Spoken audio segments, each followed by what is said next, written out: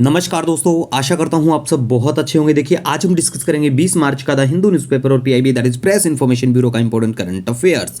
तो लीजिए guys, start करते हैं। लेकिन सबसे पहले मैं बता दूं, बहुत सारे बच्चे पूछते हैं कि सर पीआईबी क्या है। पीआईबी है प्रेस इन्फॉर्मेशन ब्यूरो, सरकार की सरकारी वेबसाइट है। सरकार दिन भर जो भी कुछ करती है, सेंट्रल गवर्नमेंट, ठीक है, उसको बिल्कुल पब्लिश किया जाता है इसके ऊपर, तो आपको बिल्कुल पता होना चाहिए। दूसरा है, हम रहते हैं बिल्कुल रिलाई न्यूज़पेपर के ऊपर, द हिंदू इंडियन एक्सप्रेस के ऊपर, ठीक है। तो जो भी इंपॉर्टेंट न्यूज़ होती है बिल्कुल आपको मिलेंगी। दूसरा देखिए, रिसेंटली कोई बैंकिंग एग्जाम होता है, LICAAO, मुझे इसकी पोस्ट के बारे में तो इतना नहीं जानकारी, क्योंकि मैं स्पेशली सिविल सर्विस और पीसीएस एग्जाम के लिए करंट अफेयर पढ़ाया आज तक, ठीक है। लेकिन इस एग्जाम में जो करंट अफेयर आया था ना, ऑलमोस्ट करंट अफेयर सारा पीआईबी से बिल्कुल मैच था। तो नो नीड टू, अब बैंकिंग एस्पिरेंट्स के लिए भी काफी यूजफुल होगा। एसएससी की प्रिपरेशन करते हो, पीसीएस की बहुत काम में आने वाली चीजें हैं, ठीक है। तो लीजिए स्टार्ट करते हैं। सबसे पहले बात करते हैं प्रधानमंत्री मत्स्य संपदा योजना के बारे में। तो देखिए, इसके दो कंपोनेंट है। पहली बात तो कभी आपको देखने को मिले कि भाई सेंट्रल सेक्टर है या सेंट्रली स्पॉन्सर्ड स्कीम है, ये सिर्फ ऐसा नहीं है। दो कंपोनेंट है, सेंट्रल सेक्टर भी है और सेंट्रली स्पॉन्सर्ड भी। सेंट्रल सेक्टर में क्या होता है कि पूरा पैसा सेंट्रल गवर्नमेंट देती है, सेंट्रल गवर्नमेंट देती है। और सेंट्रली स्पॉन्सर्ड में क्या होता है, कुछ परसेंट सेंटर देती है और कुछ परसेंट स्टेट देता है, और फिर इस योजना का लाभ पूरा दिया जाता है लोगों को, आम जनता को। मेनली इसका ऑब्जेक्टिव है ब्रिंग अबाउट क्या, blue revolution through sustainable and responsible development of fishery sector in India. कौन सा डिपार्टमेंट लेके आता है, इंप्लीमेंट करता है भाई इसको, फिशरी डिपार्टमेंट लेके आता है। ये बिल्कुल आपको पता होना चाहिए, ठीक है।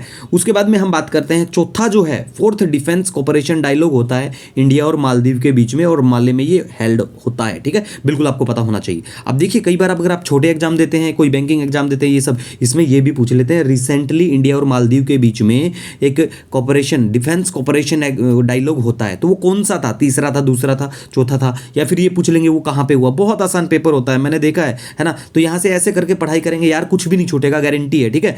उसके बाद में देखिए, रुपया के बारे में बात करिए, करेंसी है मालदीव की, और इंडिया जो है, India Maldives second largest trading partner है। India is Maldives second largest trading partner. 2021 के अगर बात करें, 2018 से पहले की अगर बात करें तो चौथे नंबर पे आया करता था, है ना। ये पता होना चाहिए। फिर हमारी ज्वाइंट एक्सरसाइज भी हैं कुछ, जैसे इक्वेरियम है, एक दोस्ती भी है। दोस्ती के बारे में बात करना, ये बाइनियल ट्राइलेटरल एक्सरसाइज है, इंडिया, श्रीलंका और मालदीव तीनों मिलकर करते हैं, ठीक है। उसके बाद में एक था है ना, ऑपरेशन सील्ड है, ठीक है, मालदीव के साथ में, प्यारे भारत के साथ में। तो ये भी थोड़ा आपको पता होना चाहिए। उसके बाद में एक किताब है, ठीक है, डिजिटली बिल्कुल लॉन्च किया गया बुक है ये, तो इसका नाम है श्री अन्ना। ये किससे संबंधित है, ये मिलेट से संबंधित है। मिलेट ईयर कौन सा, 2023, ठीक है। अरे बहुत आसान पूछा जाता है पेपर में, और पेपर में वही चीजें पूछी जाती है जो चर्चा में होती है, ठीक है। उसके बाद में हम बात करते हैं पोषण पखवाड़ा के बारे में। अब देखिए, पोषण पखवाड़ा जो है, 5वां पोषण पखवाड़ा सेलिब्रेट किया जाए किसके द्वारा, ministry of women and child development के द्वारा।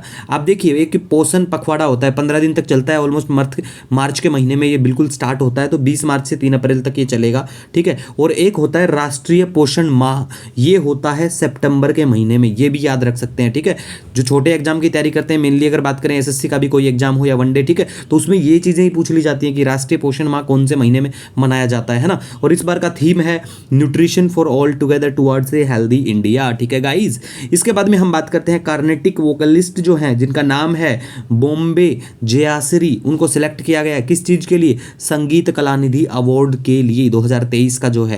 और इस अवार्ड को बिल्कुल ईयरली दिया जाता है मद्रास म्यूजिक एकेडमी के द्वारा, ठीक है। और नृत्य कलानिधि अवार्ड किसको दिया जाएगा, वसंतलक्ष्मी, ठीक है। और उसके बाद क्या है, इनका पूरा नाम है वसंतलक्ष्मी नारासिम्हाचारी, ठीक है, इनका पूरा नाम है, तो इनको बिल्कुल दिया जाएगा। तो ये पता होना चाहिए थोड़ा सा। उसके बाद में गाइज हम यहाँ पे बात करते हैं नेशनल स्टॉक एक्सचेंज के बारे में, ठीक है, ये काफ़ी चर्चा में रहता है। दूसरा देखिए, इसके साथ साथ आपको बॉम्बे स्टॉक एक्सचेंज का भी थोड़ा सा पता होना चाहिए, जैसे कि national stock exchange of India जो है बिगेस्ट स्टॉक एक्सचेंज है इंडिया में, ठीक है गाइज।